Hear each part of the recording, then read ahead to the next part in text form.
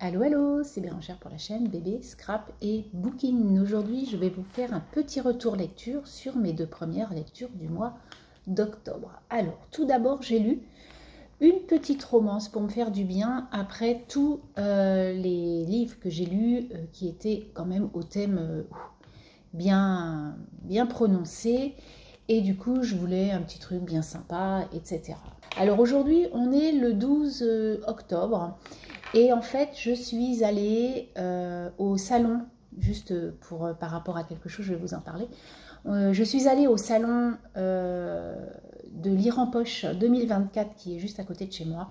Et j'ai pu avoir donc des livres dédicacés et des marque-pages qui vont avec les livres. Et là, c'est voilà, c'est ce que je vais vous montrer. Donc du coup, le premier d'octobre, c'est Emma Green, Oh My Lord. Et du coup, les filles m'ont offert ça, puisque vous savez qu'Emma Green, ce sont deux nanas qui écrivent donc à quatre mains.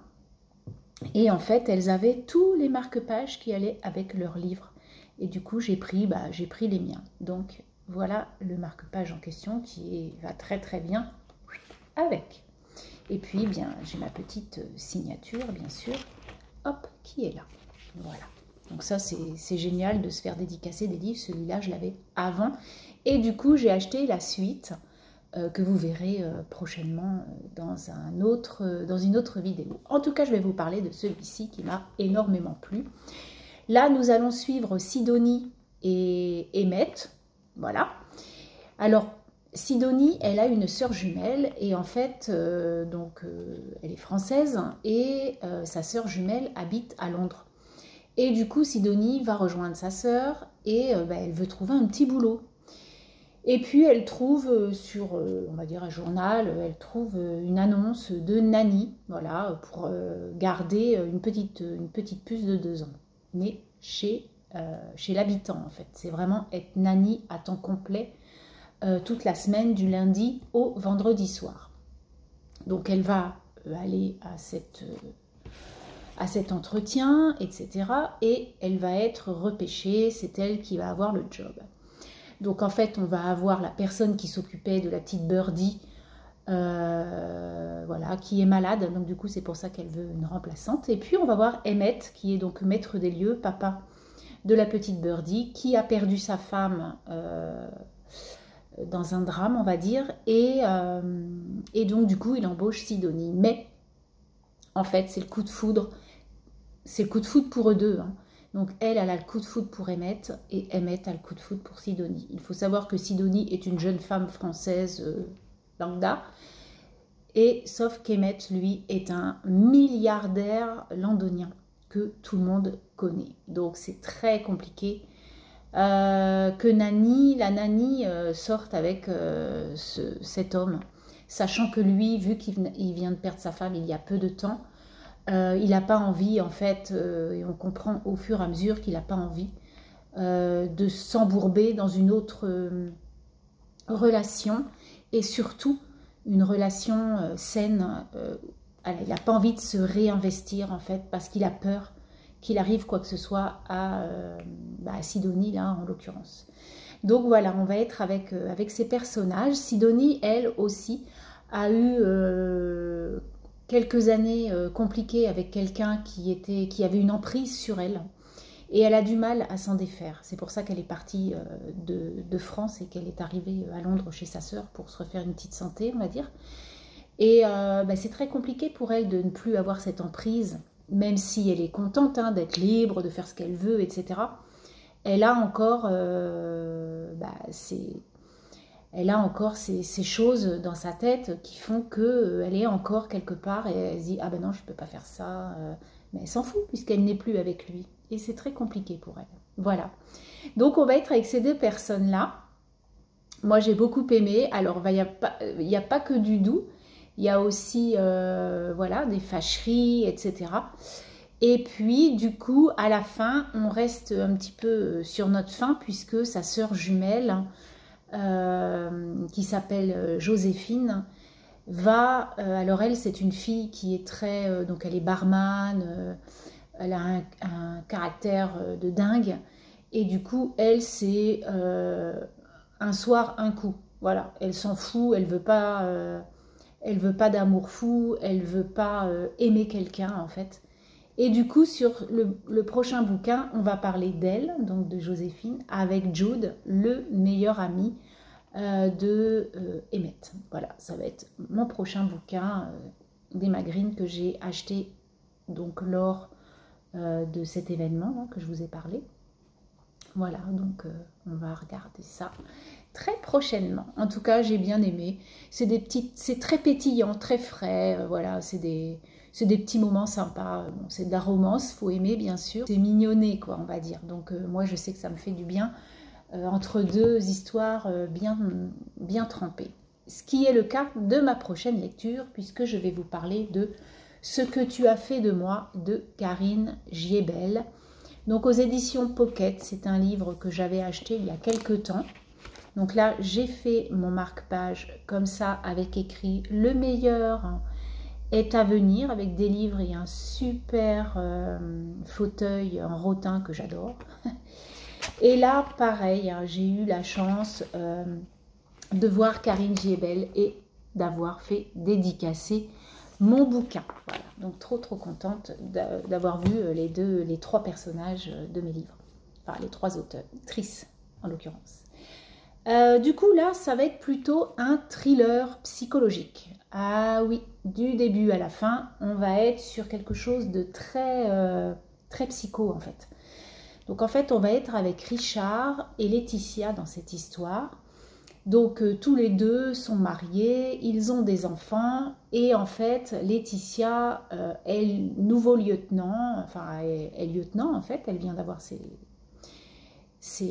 diplômes et il faut qu'elle fasse un stage dans un commissariat. Et donc, le commissaire Richard Méninville doit donc répond à son annonce, enfin voilà, je suppose, et du coup prend la stagiaire Laetitia. Mais alors, quand ils se sont vus, pareil, gros coup de cœur, grosse passion. Mais là, c'est autre chose parce que en fait, donc ça c'est le début. On va être avec donc Laetitia et Richard dans deux salles d'interrogatoire différentes avec deux autres lieutenants qui vont donc les interroger. Donc il faut savoir que Laetitia et Richard sont des flics des stupes. Et du coup, donc ils sont un peu amochés les deux. Et donc ils expliquent tout le long en fait du bouquin, c'est le déroulement de cet interrogatoire. Au début, j'avoue, je me suis dit, mais parce que j'avais vu quelques retours, hein, et je me suis dit, bah, comment ils peuvent faire un bouquin de plus de 600 pages, ouais, 650 pages presque, sur une salle d'interrogatoire en huis clos. Eh bien, je vous promets, ça se lit d'une traite. On a tellement envie, moi j'avais plus envie d'aller au travail, tellement j'avais envie de connaître la suite de ces deux personnes qui, chacune leur tour, puisqu'on va être sur des chapitres à deux voix, hein, on va être un coup avec Richard, un coup avec Laetitia, on va suivre en fait l'histoire de leur point de vue, qui est le même en fait. Et du coup, c'est là où l'atmosphère est lourde, et du coup, on ne sait pas trop ce qui va se passer, et surtout ce qu'il s'est passé. Et comme je vous ai dit au début, en fait, Richard est donc passionné par Laetitia, mais tellement passionné qu'il en est fou, qu'il la suit partout. Voilà, on va parler d'emprise, on va parler d'harcèlement sexuel, d'harcèlement dans la vie professionnelle. Voilà, la passion, la déchirure, la destruction. Comme quoi la passion peut tourner en destruction. Là, on le voit vraiment dans ce livre, c'est vraiment ce sujet-là. Et j'ai adoré. Alors, c'est mon premier Karine Giebel, j'en avais jamais lu, c'est ce que je lui ai dit quand je l'ai rencontrée. Et du coup, je vais en lire un autre. Alors, elle me dit, au début, je faisais quand même des écrits un peu plus soft. Je lui dis, j'aime beaucoup votre écriture et surtout ce livre-là, j'aime ce fonctionnement en fait d'être toujours sous... Elle a une plume addictive. Vraiment, c'est quelqu'un qui écrit. Pourtant, c'est pas compliqué, mais c'est addictif. On a envie de savoir. On a envie de savoir tous les chapitres. On a envie de se les bouffer les uns après les autres, tellement on a envie de savoir ce qui s'est passé. Et ça, c'est tout le long du livre. Cette addiction, moi, je l'ai eue vraiment tout au long du bouquin. Et elle m'a dit, bah, écoutez, si vous voulez poursuivre dans ce schéma, donc je vous propose un autre livre. Et ça, je vous le présenterai prochainement dans mon book haul, on va dire, dans mes petits achats bouquinerie que j'ai fait lors de ce salon. En tout cas, si vous aimez les thrillers psychologiques un peu lourdingues en atmosphère, moi j'adore ça, eh bien je vous propose ce livre qui est vraiment une tuerie. J'ai adoré ce livre. Voilà donc mes 2 premières lectures du mois d'octobre. Je suis en train d'en lire donc un autre là en ce moment. C'est donc le Franck Tilliez. En fait, c'est le premier Charcot qu'il a écrit, sauf que moi j'ai déjà lu le 1991, donc du coup, parce que c'est Charcot avant en fait, et qu'il a écrit il n'y a pas si longtemps que ça. Et moi je l'ai lu en premier pour m'imprégner du personnage, et là du coup, je lis Un train d'enfer pour Ange Rouge, je crois, un truc comme ça. C'est chaud, hein, c'est pareil, je vais vous parler de ça, mais je pense qu'après il faut que je lise un petit truc cool, parce que c'est où les sujets sont assez terribles. Je vous raconte ça en tout cas dans une prochaine petite vidéo que je mettrai à la suite de celle-ci. Alors je reviens avec mes 2 autres livres de cette deuxième session, et alors j'ai regardé la vidéo d'avant parce que je voulais pas trop paraphraser avec la fin sur Franck Tilliez. Je voulais pas que ce soit rébarbatif et que je vous raconte la même chose. Donc du coup, j'ai lu Train d'enfer pour Ange Rouge de Franck Tilliez. Comme je vous disais, c'est très très hard comme lecture, vraiment. C'est une lecture où il faut vraiment avoir les tripes accrochées, car on a des détails vraiment sanguinolents, ténébreux, voilà, pour ce livre. Donc en fait, on va parler de Franck Charcot, puisque c'est son premier tome, hein, comme je vous disais, de ce commissaire. Et du coup, on va être dans une ambiance macabre, puisque Franck Charcot, déjà d'un côté, personnellement, sa femme a disparu depuis 6 mois, donc c'est très compliqué pour lui. Il ne sait pas du tout où elle est, donc voilà, vous imaginez perdre sa femme comme ça, au bout de 6 mois, on la recherche, on la trouve pas, on ne sait pas si elle est décédée, si quelqu'un l'a enlevée, etc. Donc il y a cette phase-là. Et il y a l'autre phase où il va être donc sur une scène de crime vraiment affreuse, puisque nous allons retrouver un cadavre décapité d'une femme, du coup. Et la scène qu'il va découvrir est vraiment hyper macabre, puisque cette femme va être accrochée par des crochets et des chaînes. Elle va avoir été, donc, comme je vous disais, décapitée avec ses yeux qui regardent en l'air.